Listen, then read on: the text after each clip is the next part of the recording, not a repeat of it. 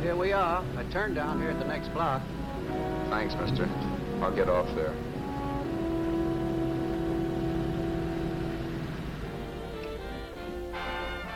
Want anything else? No. Hey, you. Me? Yeah, you. Which way you heading? East. Too bad. I thought if you was heading north, I might be able to help you out. I'm pushing the Salt Lake, and I don't like to ride it alone at night. I'm one of those guys that got to talk or I fall asleep. Oh, sure, now, my partner, he's got Lou to keep him company, but I ain't got nobody at all. Where you coming from? West. Yeah, sure, I know, but where, L.A.? Maybe. I got a cousin out in L.A. You don't say. Yeah, he's been out. You're not much of a talker, are you? My mother taught me never to speak to strangers. Oh, a wise guy. So what? Okay, don't get sore. Just trying to be sociable, that's all. Hey, Glamorous. You change for a dime, will you?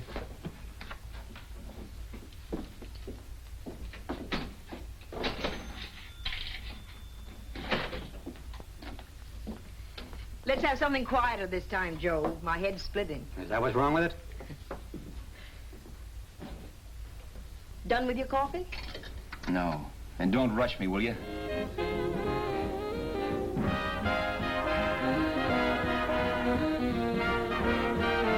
Hey, turn that off. Will you turn that thing off? What's eating you now? Yeah, what's eating you? That music, it stinks. Oh, you don't like it, huh? No, turn it off. Oh, wait a minute, pal. That was my nickel, see? This is a free country. And I play whatever I wanted. Okay. Sure, and if you don't like it, you don't have to listen to it. And you can leave here anytime you want to. Okay, I'm sorry I asked. First good piece played tonight and you don't like it. Some people just ain't got any good taste.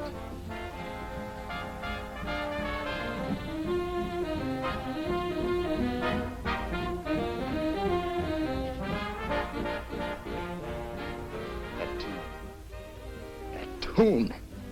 Why was there always that rotten tune? Following me around, beating in my head, never letting up. Did you ever want to forget anything?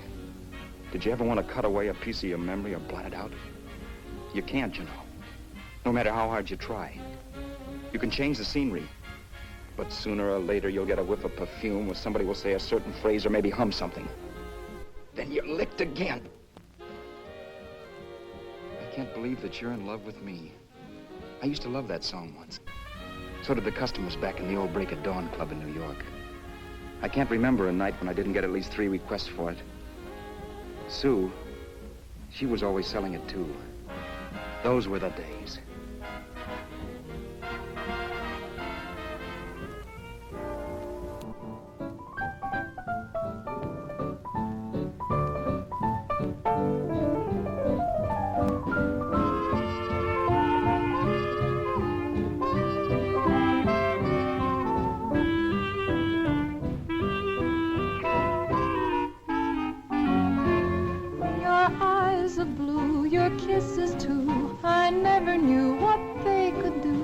I can't believe that you're in love with me. You're telling everyone you know that I'm on your mind each place you go. They can't believe that you're in love with me. I have always placed you far above me. I just can't imagine that you love me. And after all is said and done, to think that I'm the lucky one, I can't believe that you're in love with me.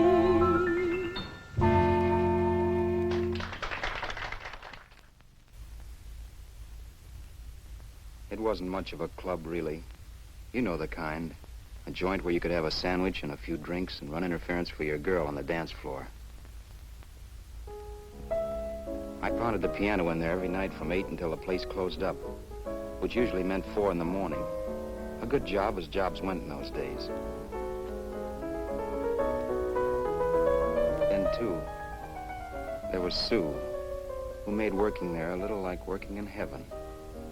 But how we felt about each other, well, there was nothing very unusual in that.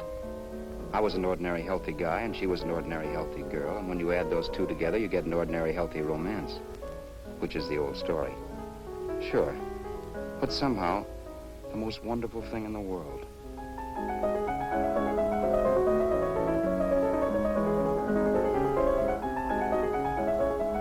All in all, I was a pretty lucky guy.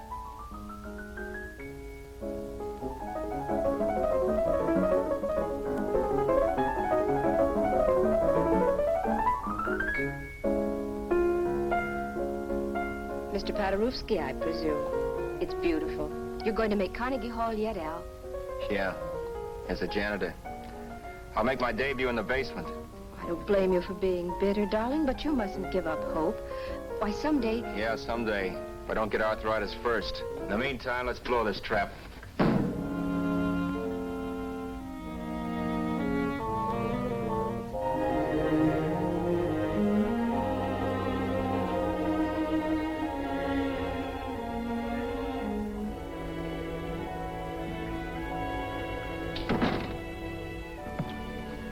Like to get something to eat, hon? Oh, I don't think so, Al. I lose my appetite working in this flea bag. Let's go home. Okay. I can't stand much more of that dump. Did you see that drunk tonight trying to paw me? No, what drunk? Does it matter what drunk? Say, what's the matter with you tonight, darling? That's the third time you started to tell me something and then stopped. We shouldn't have any secrets from each other, Sue. Next week we're going to make with the ring and the license. You and me will be a team. Yes, that's right. In the Bush League. I don't get you. We've been struck out. It's a funny way to talk, darling. Don't you want to marry me? Al, look, I love you. You know I do, and I want to marry you. But? But not now. Only after we've made good. Sunday I'm going away. Oh, I know you'll think it's silly. That's why I hesitated to tell you. But I'm going to California. I want to try my luck in Hollywood. That's the most stupid thing I ever heard of. Don't you know millions of people go out there every year and wind up polishing cuspidors? I thought you had better sense. You sound as if you don't think I have any talent. That has nothing to do with it. I'll make out all right. Maybe. But what about me? Doesn't it mean anything to you that you're busting up all our plans? We may not see each other for years? It won't be that long. I thought you loved me. I do. You know I do. Well, here we are. Al. Al, why can't you see my side of it? I'm young. We both are. And we've got all the time in the world to settle down. Oh, really, darling, what I'm doing is the only sane thing to do. I hate the thought of being so far away from you, but we'll be together again someday. Maybe you'll decide to come out too later on. So long. Al, aren't you going to kiss me goodnight? Sure. Why not? Good night.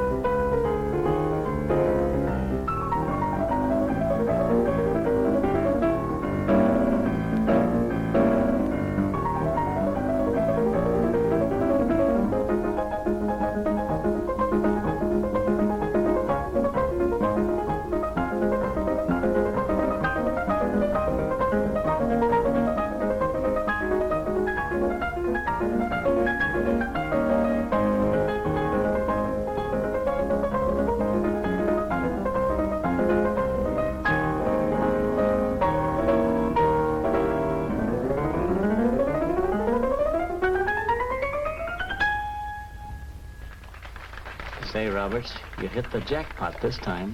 $10. Thanks.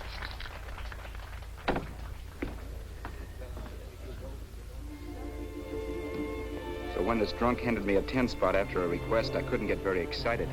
What was it, I asked myself? A piece of paper crawling with germs. It couldn't buy anything I wanted. It couldn't... Then I thought of something.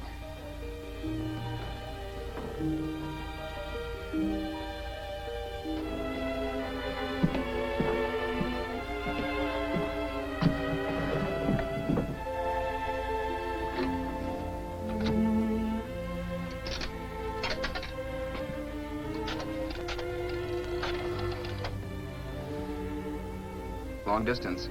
I'd like to put a call through to Los Angeles. Miss Harvey. Sue Harvey, Harvey. The number is Crestview 65723.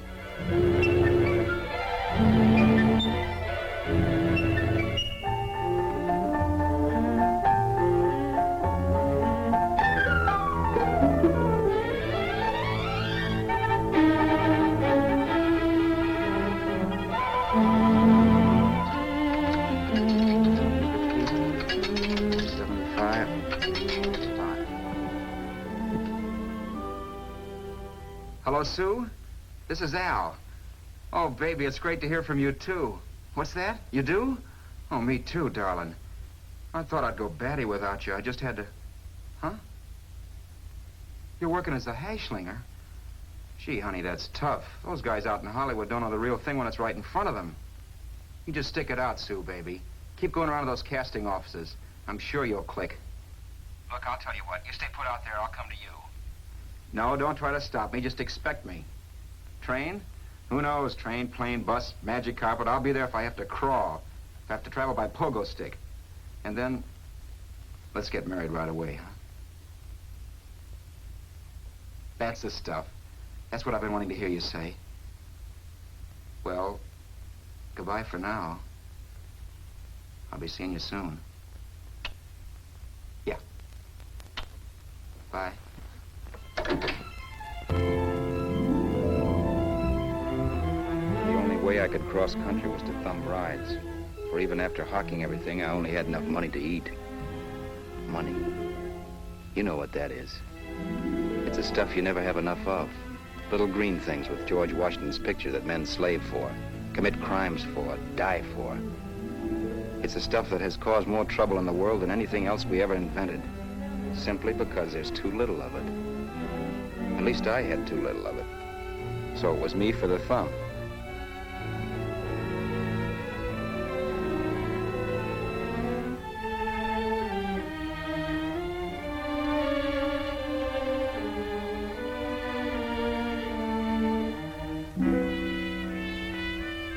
Ever done any hitchhiking?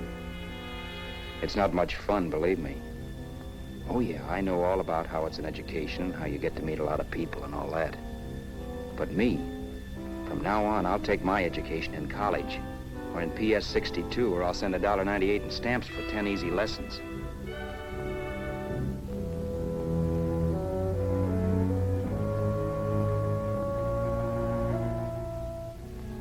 Thumbing rides may save you bus fare, but it's dangerous. You never know what's in store for you. You hear the squeal of brakes. If only I had known what I was getting into that day in Arizona. Here, throw that in the back seat. Okay, let's go. Make sure that door is closed.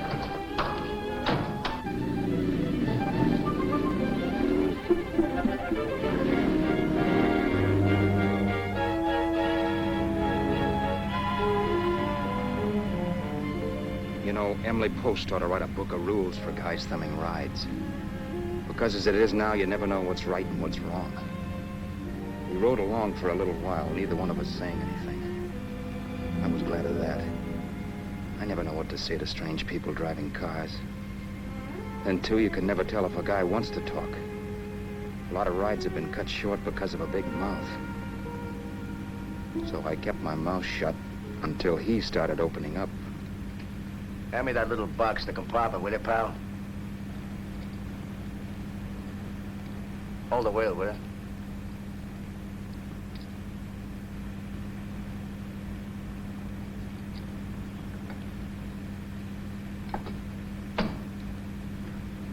How far are you going? L.A. Well, you're really traveling, aren't you? Yeah, but I don't expect to make it for a couple of years at the rate I've been promoting rides. Not much luck, huh? Sure, all bad. Not many people stop for a guy these days. Afraid of a stick-up, maybe. Well, you can't blame them. Where you coming from? New York? Well, New York. You're in luck this time. I'm going all the way. Right through to Los Angeles. You drive a car? Sure. Whenever you're tired, let me know. I'll holler. I guess at least an hour passed before I noticed those deep scratches in his right hand. They were wicked.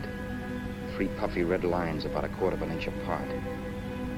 He must have seen me looking at them because he said, Beauties, aren't they? They're gonna be scars someday. What an animal. Whatever it was, it must have been pretty big and vicious to have done that. Right on both counts, New York.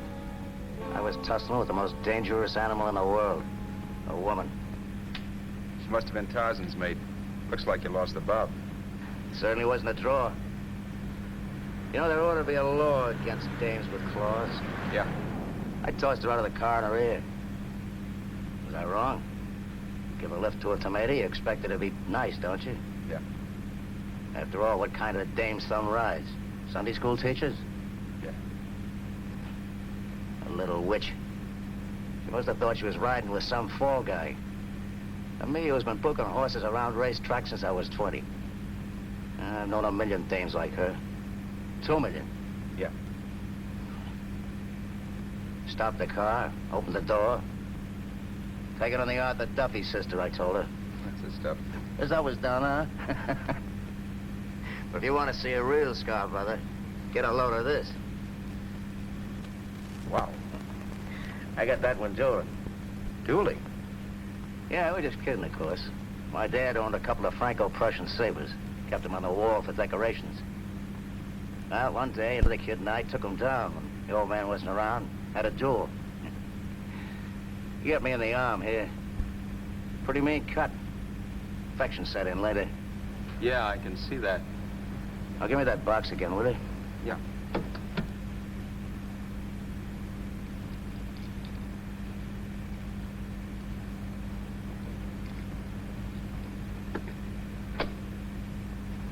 Pain made me lose my head, I guess. I began slashing. Before I knew it, I'd put the other kid's eye out. That was tough. Well, it was just an accident, of course. But you know how kids are. I got scared and decided I was going to run away from home. Old man almost caught me when I was packing my duds. The bloody rag I had wrapped around my wrist hadn't caught his attention. You'd seen the bundle for sure. But I beat it when he was phoning for a doctor. That was 15, 16 years ago. I haven't been home since. Pull in there for a bite or something, huh? a bite or something. Brother, was I hungry. I hadn't had anything in my stomach for hours. Yet even with that gnawing in the pit of my belly, I didn't want to be in too big a rush to put on the feed bag. First, I had to make sure this guy knew the score. If I got him down on me, goodbye ticket to Hollywood. I'll wait out here for you, mister. If it's the money, don't worry about paying for it. This time it's on me. Well, that's what... Haskell, think nothing of it. You make your first million, maybe you can do the same for me. Come on, New York. I gotta make the West Coast by Wednesday. There's a horse running at Santa Anita named Paradiesical. Means dough to me if I'm on him. We'll make it all right. He did most of the talking during the half hour we were in the place. I ate. He rambled on about his old man, whom he hadn't heard from since he ran away as a kid. Now he happened to become a bookie. And then all about how he got rooked in Miami. One race, 38 grand. They cleaned out my book. How do you like that? That was tough luck. Yeah, and I'm supposed to be the smart guy. Well, you just wait. I'm going back to Florida next season with all kinds of jack. And you watch those stinkers run for cover. Want anything else? No, thanks. I've had plenty.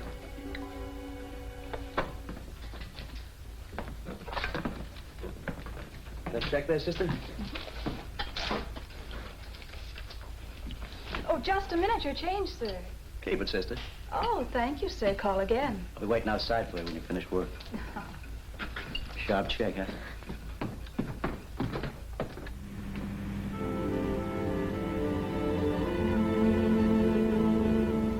drove all that night while Haskell slept like a log. After a while, I began to get sleepy myself. I was happy, though. Soon I'd be with Sue again. The long trip was practically over, and there'd be no more hoofing it down the concrete. I began to think of the future, which couldn't have been brighter if I'd embroidered it with neon lights.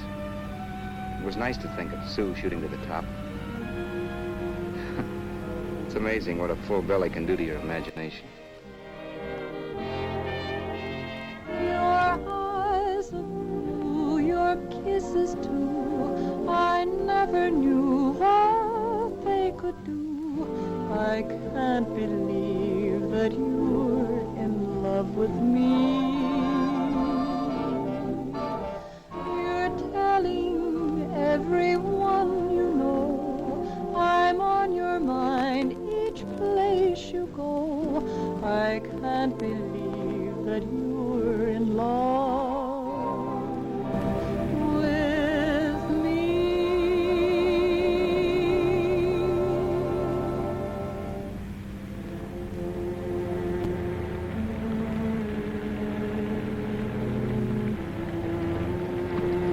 Mr. Haskell? Mr. Haskell? Mr. Haskell, wake up. It's raining. Don't you think we ought to stop and put up the top?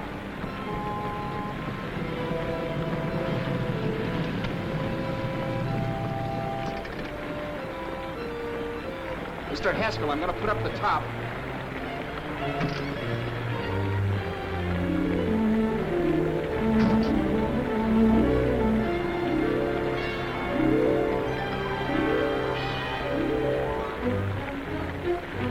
Until then, I'd done things my way. But from then on, something else stepped in and shunted me off to a different destination than the one I had picked for myself. For when I pulled open that door... Mr. Haskell, what's the matter? Are you hurt? Are you hurt, Mr. Haskell? Start your sermon. I'll listen to it. But I know what you're going to hand me even before you open your mouths. You're going to tell me you don't believe my story of how Haskell died and give me that don't make me laugh expression on your smug faces. I saw at once he was dead, and I was in for it. Who would believe he fell out of the car? Why, if Haskell came too, which of course he couldn't, even he would swear I conked him over the head for his dough. Yes, I was in for it. Instinct told me to run, but then I realized it was hopeless. There were lots of people back down the road who could identify me. That gas station guy and the waitress. I would be in a worse spot then, trying to explain why I beat it. The next possibility was to sit tight and tell the truth when the cops came.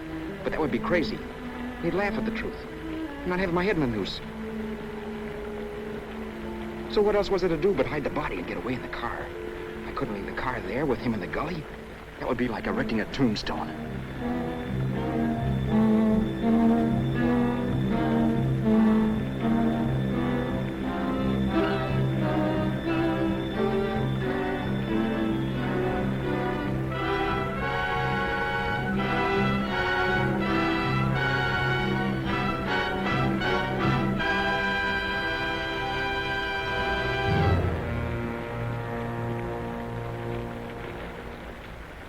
My idea was to cover him with brush, not to rob him.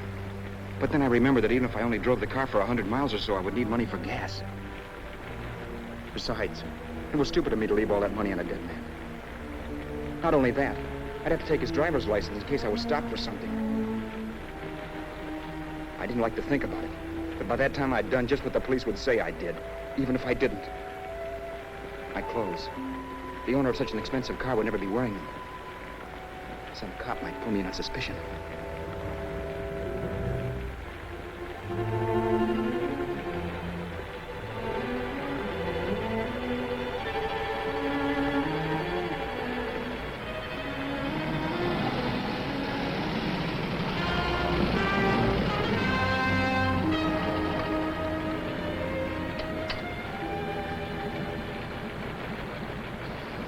Hey, you, this your car? Don't you know better than to leave a car with the wheels halfway in the middle of the road? That's the way accidents happen. I'm sorry, officer. I was just putting up my top. I didn't think. Well, the next time, think. I'll let you go now, but watch your step in the future. I know that's a lonely stretch, but cars come by here once in a while, and we have plenty of crack-ups. Thanks, officer.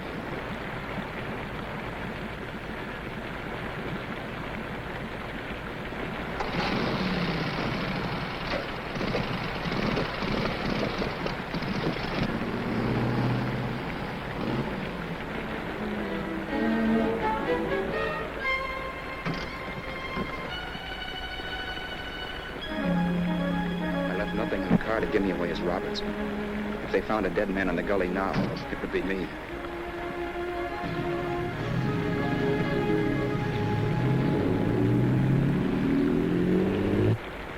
As I drove off, it was still raining, and the drops streaked down the windshield like tears. I kept imagining I was being followed and that I could hear sirens back in the distance. Just how long it took me to cover the 60-odd miles to the California state line, I don't know. I lost all track of time. But the rain had stopped and the sun was up when I pulled up to the inspection station. Hello? Carrying any fruits or vegetables? No. Any livestock or poultry? No. I'd like to see your registration and driver's license, please. Anything in the baggage compartment? Just baggage. Charles Haskell, Jr., age 30, brown eyes, dark hair. Identifying marks, none. Are you Charles Haskell, Jr.? Yes. Well, remember, if you're employed and you stay over 30 days, you take out California plates. All right, officer, but I'll only be in the state a short while. Right, you can go now.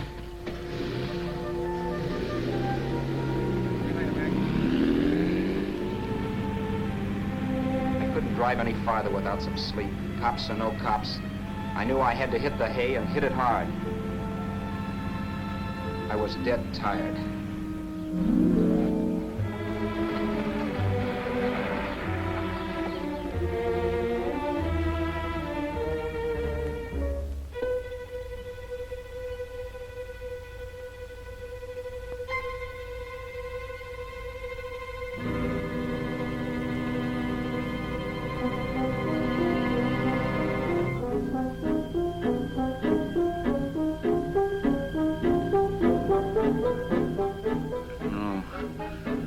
No, you can't, Mr. Haskell. No.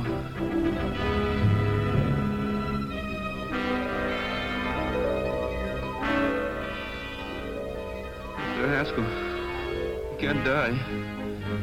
I think I did it. No, Mr. Haskell. No. No.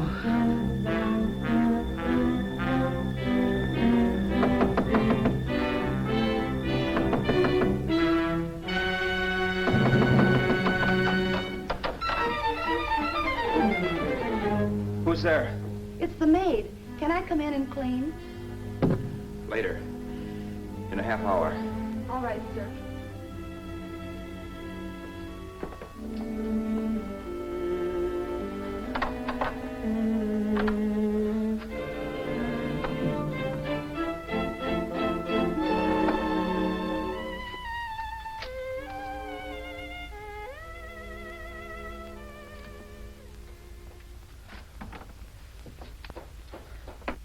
There was no time to lose.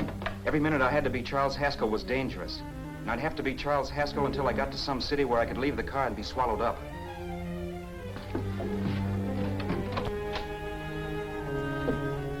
That meant driving the car as far as San Bernardino, maybe even to Los Angeles.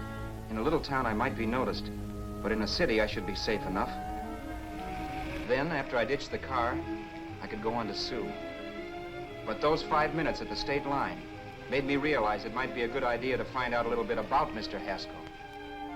Then, if anybody asked me questions, I could give the right answers. The first thing I found out was that I had $768. This was a lot of jack, but believe me, it was the kind of money I'd rather not have.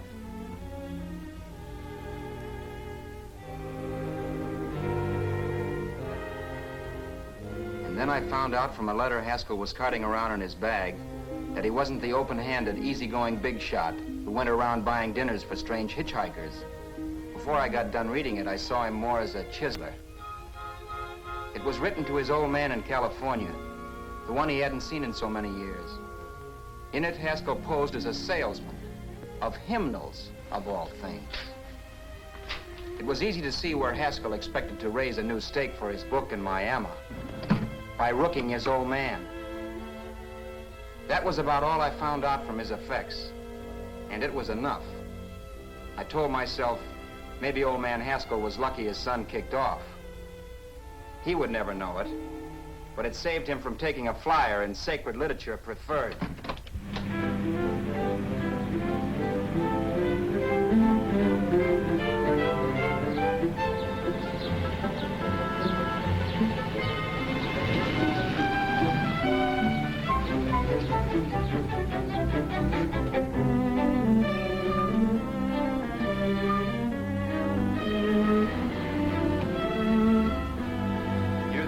At Desert Center, I pulled up for water. There was a woman. Hey, you! Come on if you want to ride.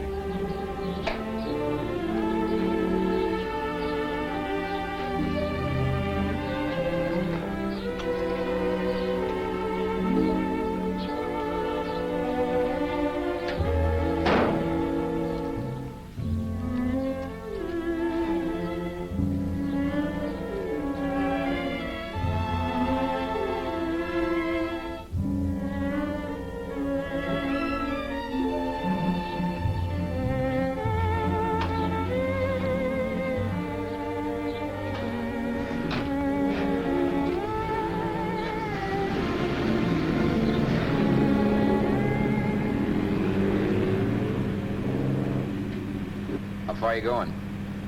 How far are you going? That took me by surprise, and I turned my head to look her over. She was facing straight ahead, so I couldn't see her eyes. But she was young, not more than 24. Man, she looked as if she'd just been thrown off the crummiest freight train in the world. Yet, in spite of this, I got the impression of beauty. Not the beauty of a movie actress, mind you, or the beauty you dream about when you're with your wife, but a natural beauty. A beauty that's almost homely because it's so real. Then suddenly she turned to face me. How far did you say you were going? Los Angeles? L.A.? L.A.'s good enough for me, mister. That's what I was afraid of. What'd you say? Oh, nothing, just thinking out loud. People get in trouble for doing that. What's your name?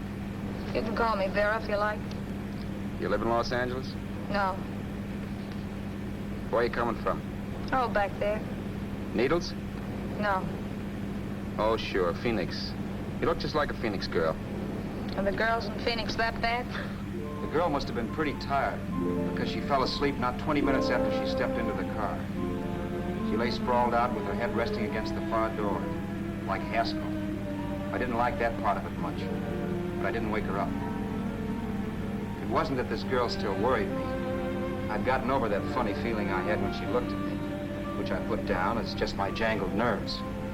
With her eyes closed and the tenseness gone out of her, she seemed harmless enough. And instead of disliking her, I began to feel sorry for her. The poor kid probably had had a rough time of it. Who was she anyway? And why was she going to Los Angeles? And where'd she come from in the first place? The only thing I knew about her was her name. Not that it made any difference.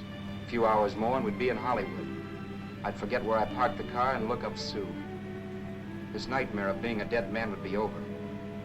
Who this dame was, well, it was no business of mine. Where did you leave his body?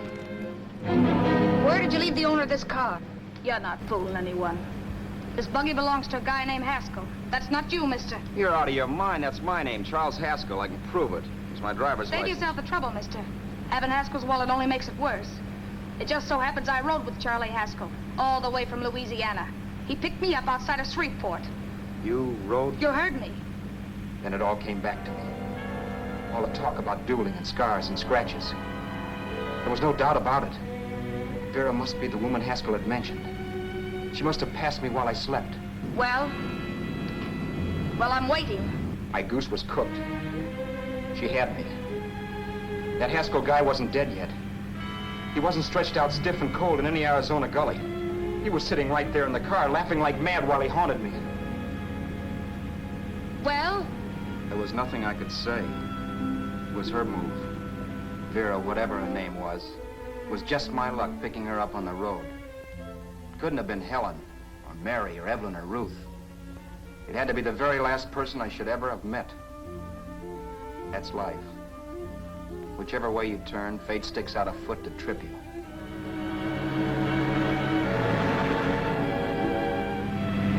I told her everything, but she didn't believe my story.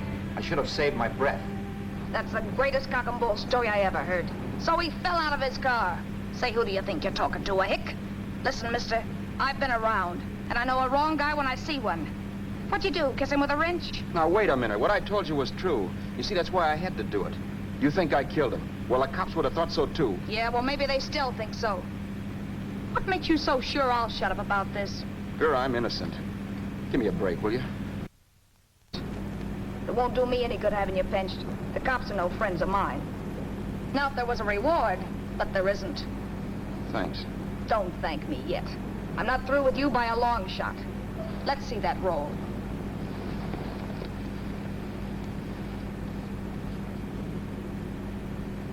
Is that all Haskell had? Isn't it enough? No, I thought he had more. Not that I know of. You can search me. You think I'm holding out on you? Well, maybe I will at that. He told me he was going to bet $3,000 on a horse named Paradisical on Wednesday at Santa Anita. He was stringing you along. He meant 300. Maybe. Sure, $3, 300. He was a piece of cheese, a big blowhard. Listen, mister, don't try and tell me anything about Charlie Haskell. Remember, I knew him better than you did. Okay, then you knew he was a four-flusher. That explains the $3,000 bet. I'm not so sure he didn't have that $3,000. Why should I believe you? You got all the earmarks of a cheap crook. Now, wait a Shut minute. up. You're a cheap crook and you killed him. For 2 cents, I'd change my mind and turn you in. I don't like you. All right. Don't get sore. I'm not getting sore. But just remember who's boss around here. If you shut up and don't give me any arguments, you'll have nothing to worry about. But if you act wise, well, mister, you'll pop into jail so fast it'll give you the bends. I'm not arguing. Well, see that you don't. You know, as crooked as you look, I'd hate to see a fella as young as you wind up sniffing that perfume that Arizona hands out free to murderers. I'm not a murderer. Of course you're not. Haskell knocked his own head off. He fell. That's how it happened, just like I told you. Sure, and then he made you a present of his belongings. I explained why I had to do skip that. it. Doesn't make a difference one way or another. I'm not a mourner. I liked Haskell even less than I like you. Yeah, I saw what you did to him. What do you mean? Well, scratches on his wrist. Sure, I scratched him. I'll say you did. So your idea was to drive the car a little way, maybe into San Bernardino, and then leave it. You weren't gonna sell it? Sell it? You think I'm crazy? Somebody else's car? See, all I want to do is leave it somewhere and forget I ever saw it. Not only don't you have any scruples, you don't have any brains. I don't get you. Maybe it's a good thing you met me. You'd have got yourself caught, sure. Why, you dope. Don't you know a deserted automobile always rates an investigation? Huh? Look, the cops find a car. Then they get curious. They wonder where the owner is. So, all right, they don't trace Haskell. They trace you. I never thought of that. The only safe way to get rid of the car is to sell it to a dealer. Get it registered under a new name. Say, stop at the next store. I want to get a bottle and do some shopping before we hit L.A. Okay. As soon as we find a place, I'll drop you off and pick you up later. Nothing doing. You're coming in, too. From now on, you and I are like the Siamese twins. Have it your way, but I don't get the point. The point is, I don't want you to get lost. I'm not going to beat it if that's what you're afraid of. I'll say you're not. Well, I'm going to see that you sell this car so you don't get caught. Thanks. Of course, your interest wouldn't be financial, would it? You wouldn't want a small percentage of the profits. Well, now that you insist, how can I refuse?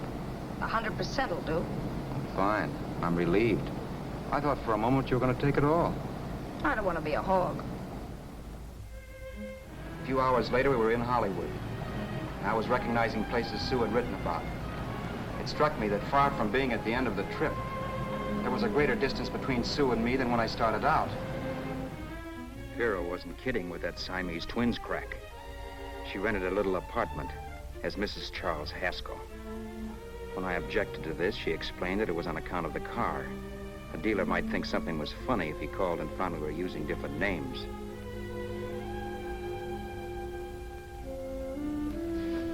Home, sweet home. Yeah. Not bad either.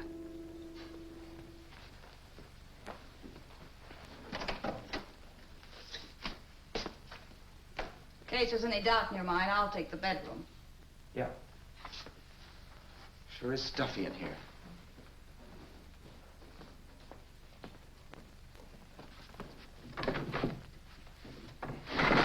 Keep the window shut. Okay. The old crow downstairs said there's a folding bed behind this door.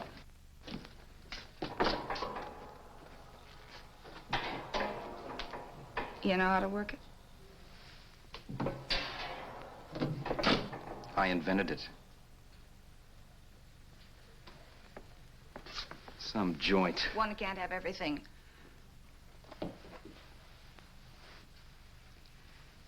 I'm first in the bathtub. I don't know why, but I figured you would be.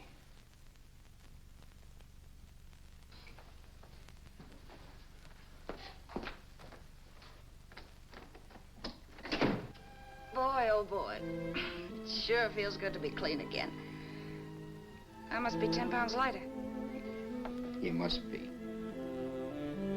Well, hitching rides isn't exactly the way you keep your schoolgirl complexion. I wish that guy with the sacks would give up. Gets on my nerves. Forget it. Have a drink. Aren't you afraid I might take you up on it? If I didn't want to give you a drink, I wouldn't have offered it. Why be a sorehead, Roberts? You got yourself into this thing. You should be grateful I'm not turning you in. Why, if I wasn't regular, you'd be in the pen this minute, being photographed, fingerprinted, and being pushed around by the cops. So cheer up. Get rid of that long puss. Or is your conscience bothering you?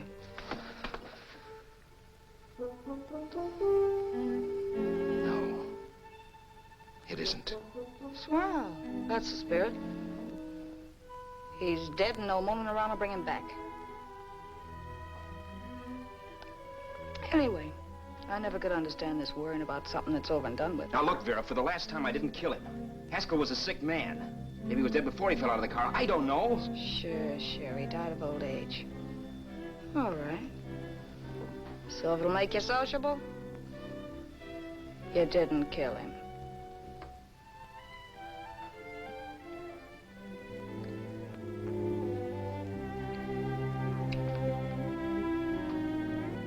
Thanks.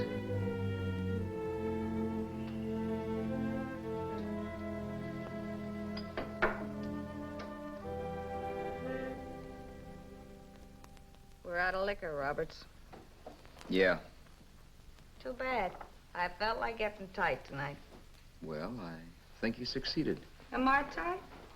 As a prima donna's corset. That's good. I wanted to get tight. Why? What have you got to get tight about? Oh, I don't know. Few things. You should have my worries. If I had your troubles, I'd stay sober.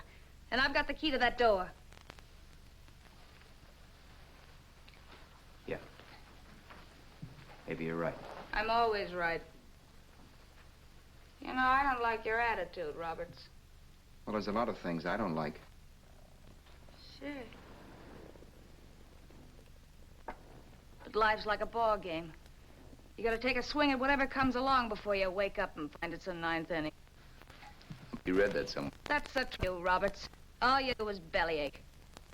Taking it easy and, well, trying to make the best of things. Maybe that's what's wrong with the whole world. Get the professor. People knock themselves out trying to buck fate. Now, take you, for instance. You're lucky to be alive. Why, suppose Haskell had opened your door. You'd be playing a harp now. Think of that. You think of it. I'm tired of thinking. There's plenty of people dying this minute.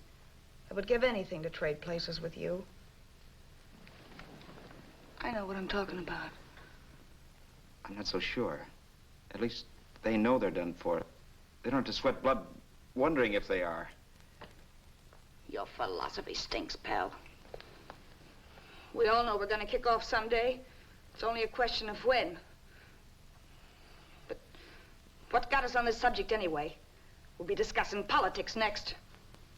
Yeah. Where'd you hide the butts? On the table, sucker.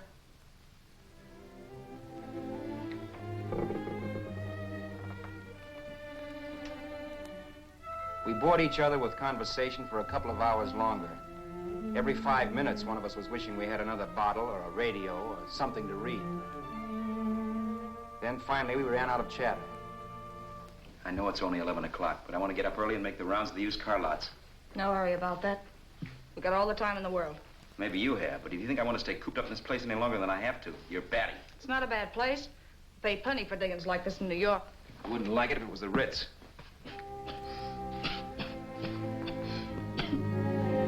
brought me liquor. You got a mean cough. Ought to do something about it. I'll be all right. That's what Camille said. Nobody you know. Wasn't that the dame that died of consumption? Yeah. Wouldn't it be a break for you if I did kick off? You'd be free with all Haskell's dough and car. I don't want to see anybody die. Not even me. Especially not you. One person died of me. If you did, well, that's all I need. You don't like me, do you, Roberts? Like you? I love you. My favorite sport is being kept prisoner. After we sell the car, you can go to blazes for all I care. But not until then.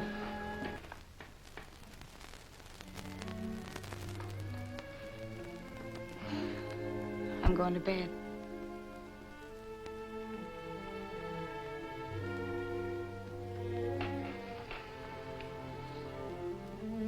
Good night, Roberts. Don't try and sneak away during the night. All the doors are locked. Anyway, if I find you gone in the morning, I'll notify the police. They'll pick you up. Don't worry, I know when I'm in a spot. Well, good night. I hope that portable rack isn't too uncomfortable for you. Don't lose any sleep over it, will you, Vera?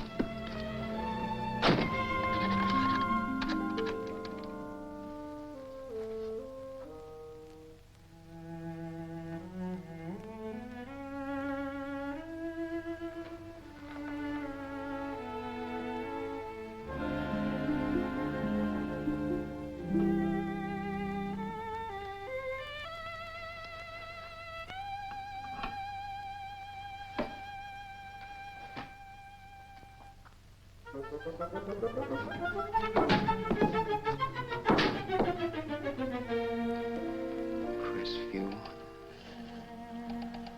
6, 5, 7, 2, 3. Hello?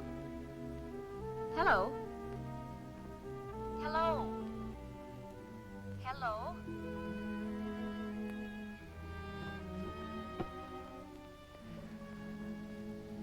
No. Not yet, darling. Tomorrow. Maybe.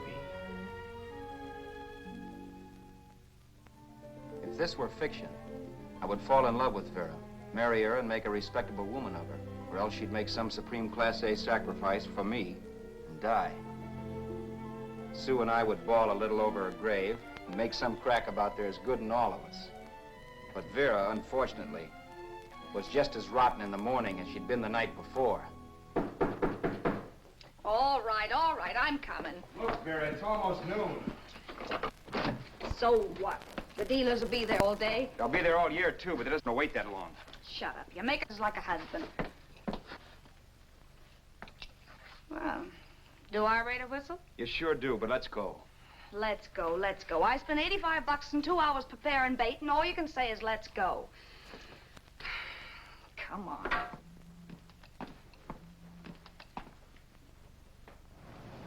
We passed a few used car lots last night down this way.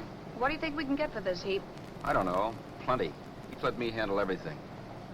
Think we can get $2,000? I don't know, but don't worry. I'll squeeze as much out of this guy as I can. If I let it go cheap without a fight, he might think we've stolen the car. And listen, don't make any slips and call me Roberts. That'll cook us. I don't need you to tell me that. You better just sit by and keep your mouth closed. Remember, we're both in the soup if anything happens. Forget it and drive. You're my wife, Vera Haskell. Look, after the deal's closed, let's go back to that place on Hollywood Boulevard where I saw the fur jacket. I want to buy it. After the deal's closed, I'm saying goodbye to you. That's right, I forgot. I guess I'm getting kind of used to you. Well, that's a habit you can start breaking. Let's try this place in the middle of the block.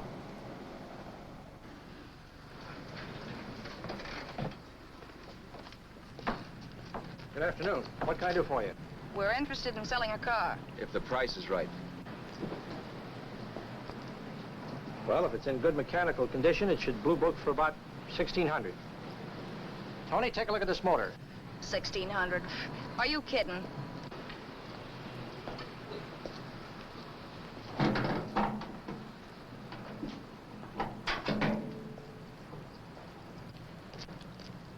Well, maybe 1850.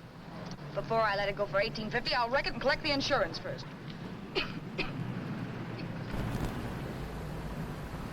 Lady, this motor's seen a lot of driving.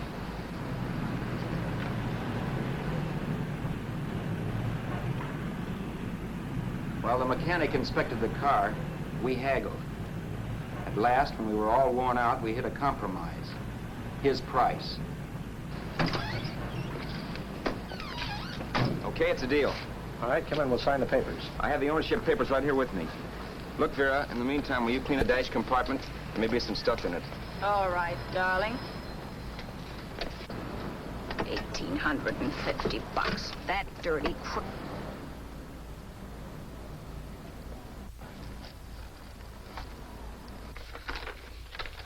In New York, huh? Yeah. But you bought the car in Miami?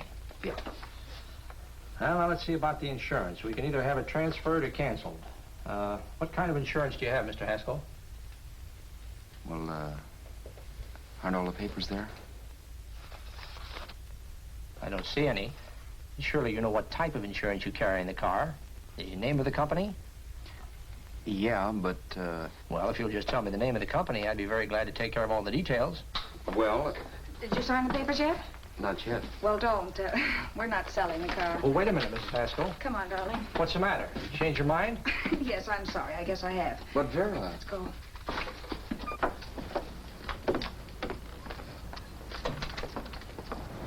You got me out of a tight spot, Vera. But I still don't understand all this. You will in a minute. I almost threw away a gold mine. 1850 isn't to be sneezed at. The car doesn't book for as much as I thought. We're not selling the car. You want to keep it. Now, wait a minute, Vera. You said yourself I wouldn't be safe until the car was in someone else's name. I'd like to be free of this mess when I go. That's just it, Roberts. You're not going. There's a drive-in at the next corner. Pull in there and we'll get a bite to eat. And I'll explain. What is this, another one of your brilliant ideas?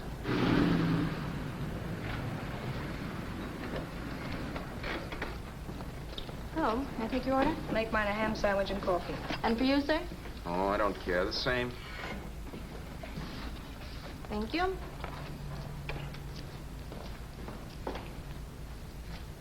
Get this, Vera. I've been pretty patient so far. I've done everything you asked me to do, but no more. Shut up. You've taken Haskell's money. You can have the dough we get from selling the car, but you're not going to keep me a prisoner. It's a good thing I bought the paper. Take a look at that. Vera, I'm in no mood. Read that.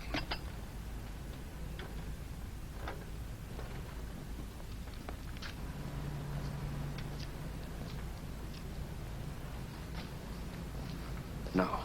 Yes. No, I won't do it. Yes, you will. You think I'm crazy? It's impossible, I tell you. Excuse me.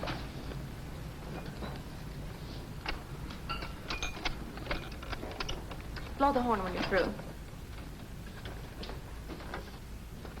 No one could possibly get away with an act like that. It'd be wise to me in a minute. Don't be yellow. You look enough like him. The same coloring and the same build. See how his clothes fit you? No kidding, you almost had me fooled for a while. Oh, grow up, Vera. Don't you think a father knows his own son? And there must be other relatives. The father won't have to know you. We'll wait till he gives up the ghost. He's an old geezer and he won't pull through. And as far as other relatives are concerned, they haven't seen you in 15 or 20 years. Eat. I'm not hungry. And I won't do it. It's not as tough as it sounds. Remember, you've got all kinds of identification. His car, letters, license. I could never get away with it. It's the stupidest thing I've ever heard. The old boy has scads of dough. Look in the paper there. Personal fortune assessed at over 15 million. He'll leave plenty, I tell you. Maybe he cut off his son. How do we know? It's out, Vera. I won't have anything to do with it. I think you will. Look, Vera, I'll do anything within reason. But not that. So forget it. Find yourself another stooge. You sap. You'll be fixed for the rest of your life as Charlie Haskell. You can take your inheritance and go away. No more worrying about the rent, no sweating, scheming, wondering where your next meal's coming from. Think about that, Roberts. Vera, please, you're talking too loud. On this, I'm splitting 50-50 with you. Sure, why not? We're both alike, both born in the same gutter. Now, take it easy, Vera. There's people around here. You don't know what you're talking about. We'll wait till we read that old man Haskell's dead. Then you show up. Like you read in New York that he was sick. No. Suppose he doesn't die. He will. I know he will. Something tells me. But as much as I insisted I would have no part of her scheme, Vera was taking it for granted I would. Neither of us had our mind on the cards as we played that night. I knew we were just trying to kill time between newspaper editions. This was a death watch for Vera. Maybe it was for me, too. Don't you realize if I'm caught, they'll want to know where I got the car and stuff, and they'll have me on a murder charge. If you're smart, you won't get caught. I knock for 7. And if I'm caught, don't you realize you'll be out, too? 18 points, that gives me 30. How will I be out? You'll be out $1,850 we would have gotten on the car. Really, Vera, you'd be an awful chump if you threw away all that dough on a dizzy long shot. Let me sell the bus tomorrow. With the money it'll bring and what you've already got, a clever kid like you can run it up in no time. Then we'd both be in the clear. I'll be in the clear anyway. Maybe. Maybe. But if I got caught, I'd get good and sore at you, you know. You mean you'd squeal? Well, no, not squeal exactly. Never mind what you meant. Even if you did tell the cops I was in on it with you, what could they do to me? They might give me the same medicine they gave you. Yeah. A rope. But I'm on my way now.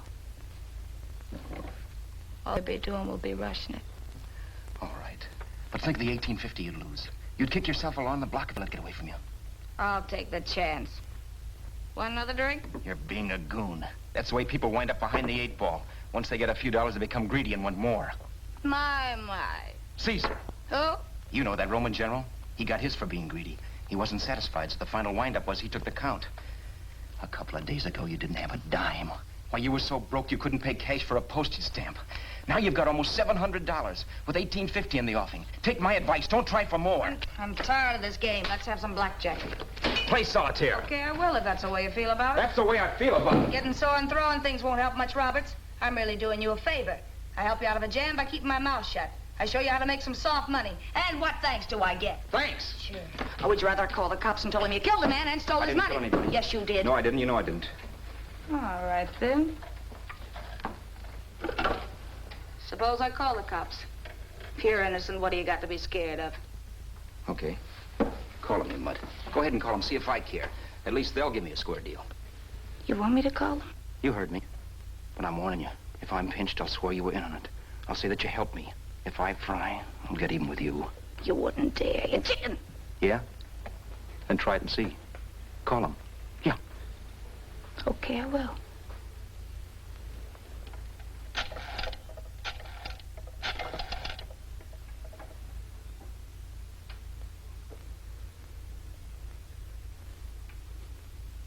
Information? I want the number of the Hollywood police station. Okay, I got it, thanks. Wait a minute, Vera. You wouldn't do that. Wouldn't do that, and I'll show you if I would. Take it easy now. Let's talk this over. This was early in the evening, and the conversation, while hectic, was at least pitched low. But as the minutes passed, and more obstacles to her plan popped into my head, the air got blue. Each word coming from our lips cracked like a whip. I reminded her that as Charles Haskell, I didn't even know my mother's name, where I'd gone to school, the name of my best friend, whether I had an Aunt Emma or not, my religion, and if I'd ever owned a dog. I didn't even know what my middle initial stood for. I also pointed out that the real Haskell had a scar on his forearm. His people never saw that scar. He told me he ran away right after putting out the kid's eye. Yeah, but his father knew he was cut. It'd have to be some kind of a mark. So what?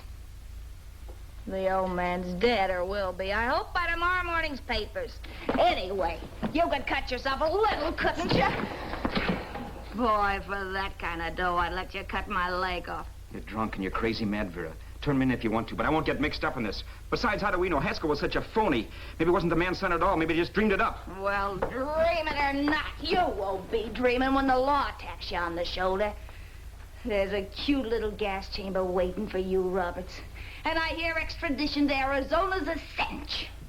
Where's that phone? Vera! Leave me alone. Vera! Here. I want a phone. Call police. I hate you yellow stinker. You leave me alone. I'll let you alone when you promise to leave the phone where it is. You're drunk. You don't know what you're doing. You're hurting me. Will you promise? All right.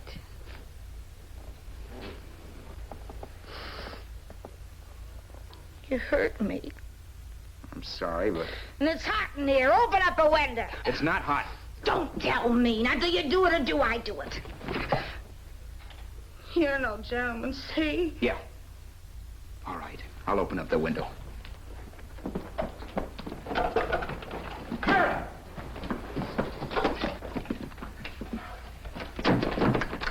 Vera, open the door. Please open the door. Vera, open the door. Don't use the phone. Listen to me. I don't like you, Roberts. You're no gentleman, see? You hurt my hand, and I'm going to get even with you. If you don't open the door, I'm going to kick it down, Vera. Vera, don't call the cops. Listen to me. I'll do anything you say. Vera, let me in. I'll break the phone.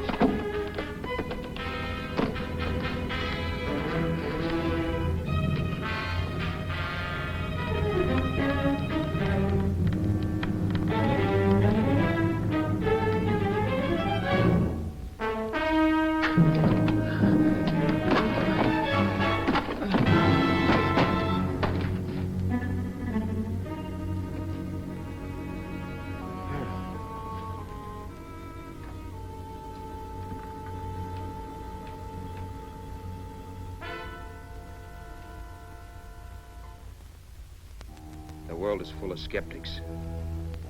I know. I'm one myself. In the Haskell business, how many of you would believe he fell out of the car? And now, after killing Vera without really meaning to do it, how many of you would believe it wasn't premeditated? In a jury room, every last man of you would go down shouting that she had me over a barrel and my only out was force. The room was still. So quiet that for a while I wondered if I had suddenly gone deaf. It was pure fear, of course. And I was hysterical, but without making a sound. Vera was dead, and I was her murderer. Murderer? What an awful word that is. But I'd become one. I'd better not get caught. What evidence there was around the place had to be destroyed. And from the looks of things, there was plenty. Looking around the room at things we'd bought was like looking into the faces of 100 people who'd seen us together and who remembered me. This was the kind of testimony I couldn't rub out. No. I could burn clothes and hide bottles for the next 5 years. There'd always be witnesses. The landlady, for one. She could identify me. The car dealer, the waitress in the drive-in, the girl in the dress shop, and that guy in the liquor store. They could all identify me. I was cooked. Done for. I had to get out of there. While once I'd remained beside a dead body, planning carefully how to avoid being accused of killing him, this time I couldn't. This time I was guilty. Knew it. Felt it. I was like a guy suffering from shock. Things were whirling around in my head. I couldn't make myself think right. All I could think of was the guy with the saxophone and what he was playing. It wasn't a love song anymore. It was a dirge.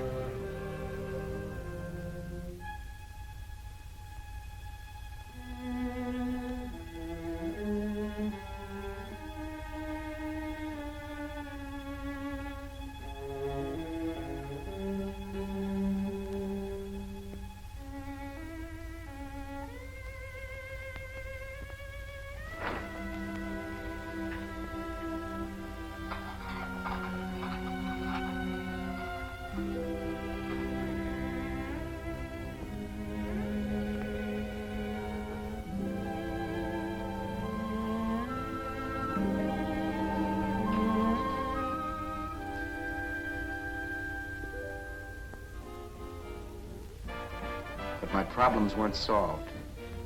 I had to stay away from New York for all time because Al Roberts was listed as dead and had to stay dead.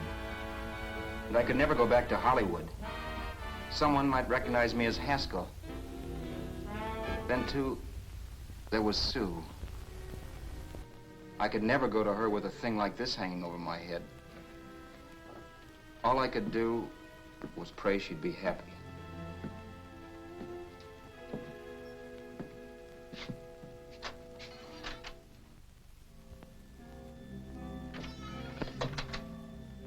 I was in Bakersfield before I read that Vera's body was discovered, and that the police were looking for Haskell in connection with his wife's murder. Isn't that a laugh? Haskell got me into this mess, and Haskell was getting me out of it. The police were searching for a dead man. I keep trying to forget what happened, and wonder what my life might have been if that car of Haskell's hadn't stopped. But one thing I don't have to wonder about. I know. Someday a car will stop to pick me up that I never thumbed.